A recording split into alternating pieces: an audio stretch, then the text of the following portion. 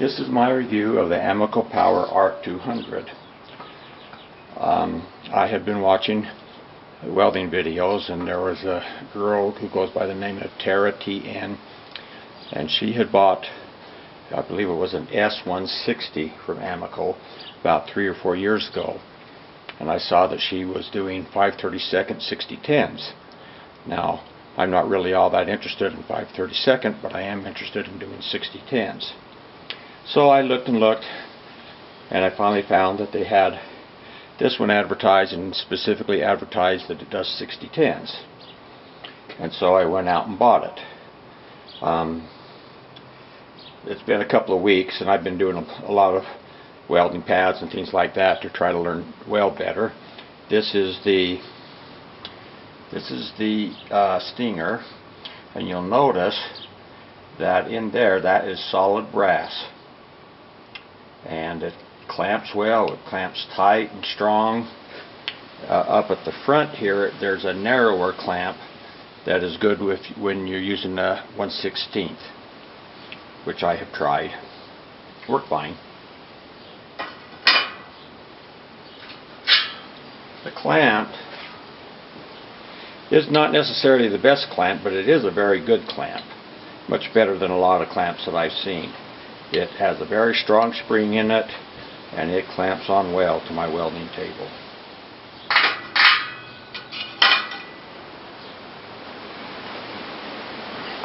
And it also comes with a 210 to 110 conversion cord.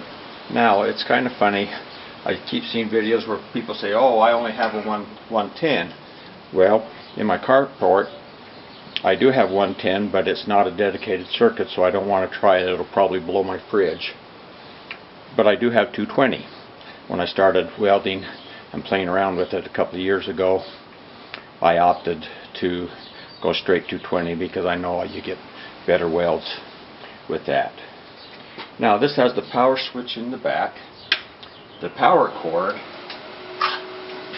is really quite long, and I have it hooked up to an extension cord that I use.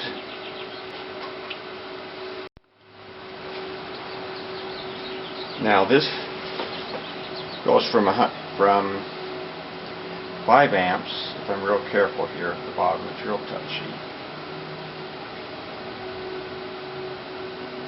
to 201. My only complaint is that the dial is really touchy, and I tend to be a little bit impatient. For this demonstration of what the welder can weld, at least some of the rods anyhow, I'm running a 7018, a 6013, a 6011, a 6010, and a 5/32 7018. I am running the 7018 at 135 amps.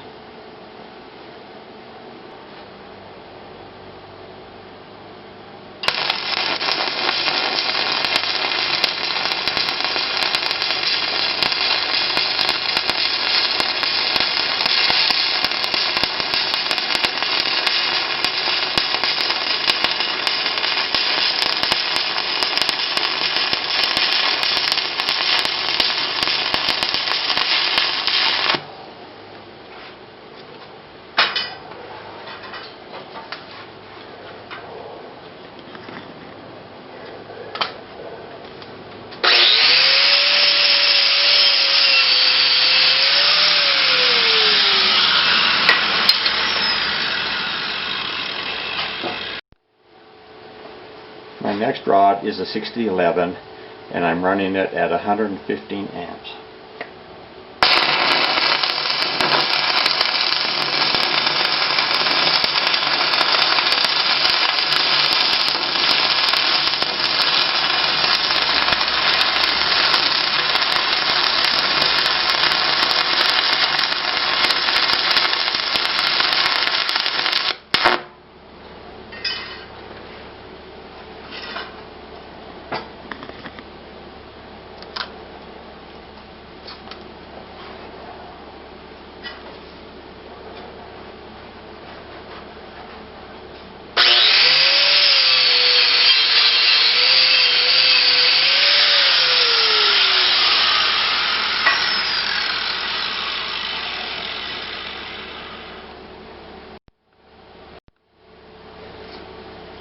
My next rod is a 6013.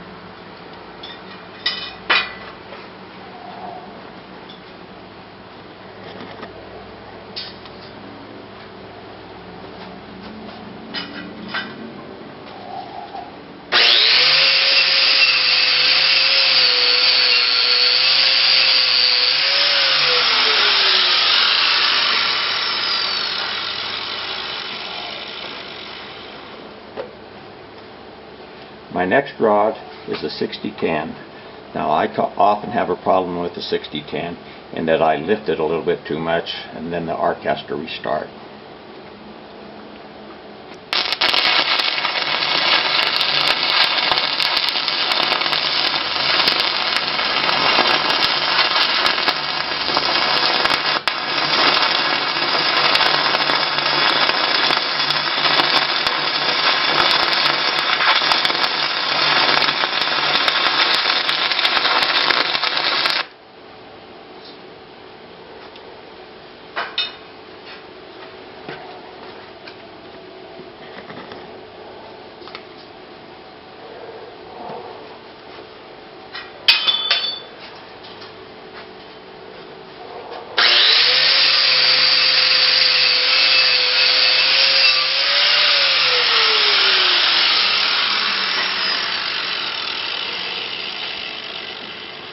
Now, except for the 7018, all of these other rods were run at 115 degrees.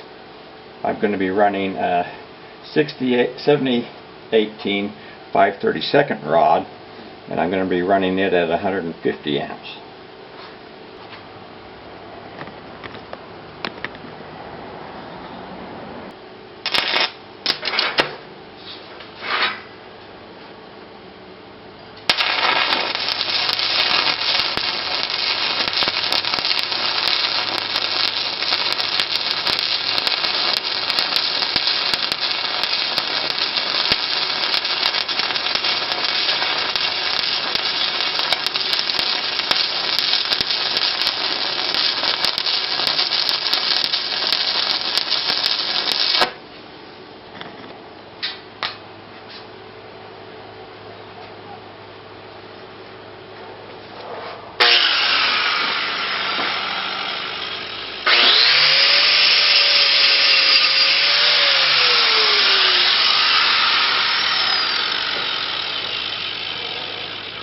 We want to talk about safety.